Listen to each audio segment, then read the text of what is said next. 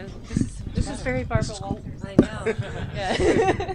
Carlos, please tell us you have a fight. Please.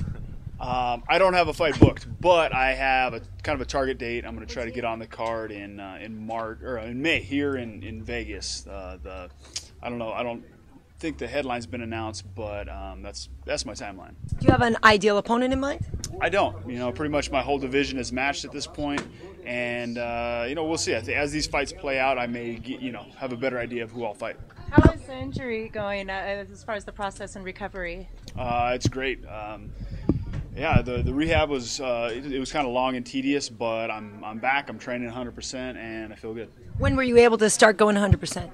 It was kind of a gradual thing. Easing back into it. I've probably been going about 100% as far as sparring and everything, maybe for 6 weeks or so. What's the toughest thing in recovery? Is it the mental anguish of not being able to fight, or really just going through the physical recovery? For me, it was staying focused on on the matter at hand. Not looking at the bigger picture. If I looked at the mountain I had to climb, it was overwhelming. So just focusing on the day-to-day things was really what I had to keep my mind on. What do you think about the landscape of the division right now with Robbie Lawler holding the crown? It's exciting. I think there's so many guys that are. I don't know, that look so good. I think that the belt might change hands, quite a bit in the next, maybe year or so. So, I don't know. I'm excited to get back. Having watched the contenders fight, is there anyone who's really stood out to you over the last sort of year? Rory looks really good. His last fights have been, pretty much flawless. You said you have a date in mind. Do you have an ideal opponent in mind as well? I don't.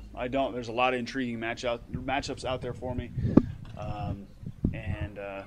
We'll just like I told Karen, we'll just have to see how these fights in the next couple months play out, and then probably have a better idea.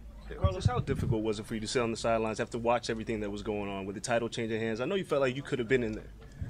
Well, I didn't really have a choice, so I kind of just took a step back, watched, as a spectator, as a fan, and focused on what I needed to get done, which was get my rehab taken care of, and and take care of my own thing. Is there any pros as like to recharge your battery to sit on the sidelines for a little while? Is there any pros to sitting back and watching a little bit? Yeah, no, I think I made the best of my time off. I got a chance to work on the things that I needed to work on without focusing on a specific opponent. It was it wasn't all bad.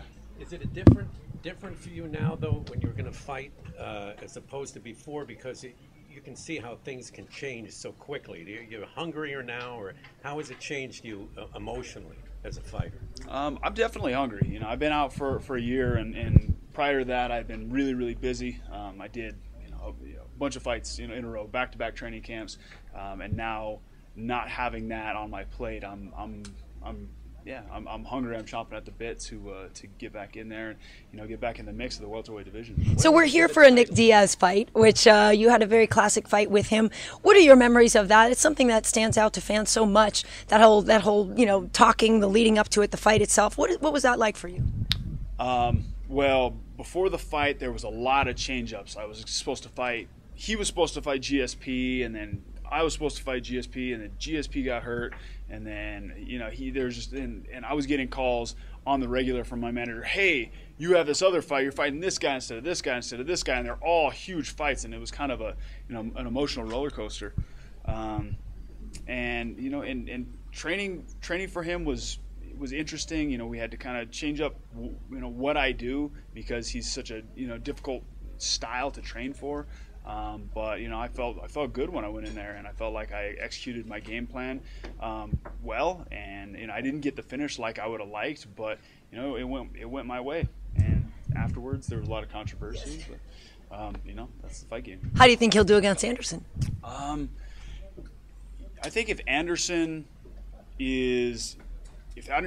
doesn't play like he does at times, I don't think he should have a problem. I mean, his movement and his striking, especially his angles and stuff, is something that Nick Diaz really has a problem with, as you saw in our fight.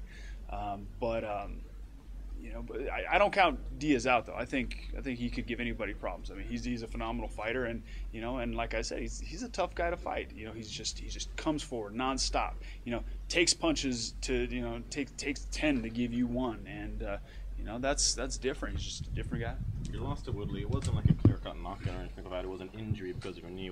How bitter was that? Losing in that way and knowing that you wanted to keep on going.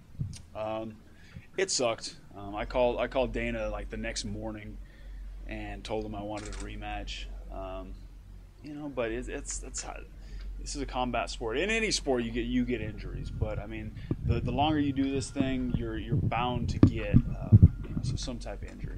And I'm thankful that it happened 12 years into my career instead of early on. I've had a great surgeon, great physical therapy. I'm going to be back, and hopefully I'll be getting that rematch against Woodley, and we'll be able to settle the score. Carlos, I noticed you're wearing. How are you? I noticed you're wearing a Thrilla Manila shirt. You were in Manila recently, and I understand it was a very big turnout. People love you there, and they just announced the card in Manila. Is this your little subtle note to say you want to fight on that card? I just thought it matched my outfit, man. you were very popular there, right? Yeah, there was great turnout at our event. We had the people were awesome. I don't know about fighting there. If they asked me to, I guess that's close enough to when I'm trying to come back. I would entertain the idea. I'd like to fight closer to home. I'm trying to get on the card here in Vegas. I know you just showed up. I don't know where you've been. I'm trying to fight I'm trying to get on the card May 23rd here. If that comes up, if there's an opponent, we'll see. You talked about that sort of logjam of talent at the top of the division. Do you remember there being a time in the welterweight division where there was this sort of depth of high-end talent? No, I don't think so. I mean, everybody looks so good right now. So no, I really can't remember a time that it was like this. You have a lot of really passionate fans. I saw an interview with you once where the guy doing the interview, he was almost blushing because he was, it was almost like a mank or something. What's it like for you to have so many fans that really see you in such a high light? It's humbling. I'm doing what I like to do. I'm following my dreams, and people enjoy watching me, and I can entertain, I can inspire people, and it's just cool. I'm just a regular dude, and I like to fight, and people dig it, and I don't know, it's a cool thing. You mentioned Rory McDonald as somebody who's impressed you.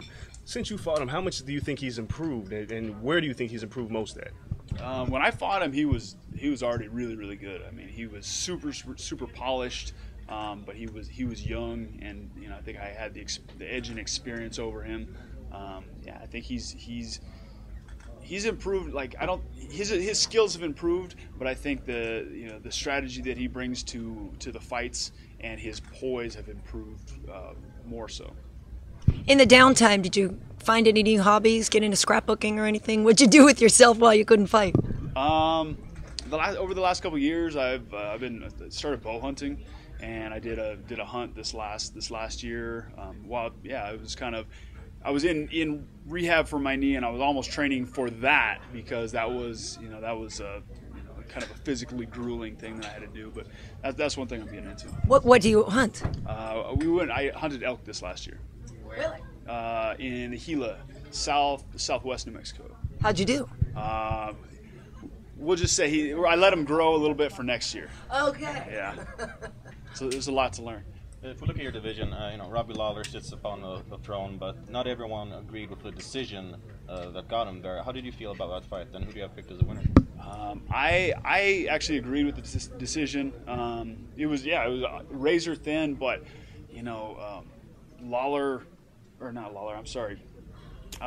Hendricks kind of gassed in those last couple rounds, and basically let Robbie Lawler run away with the title. Thank you. Yeah, of course. Thanks, guys. So good.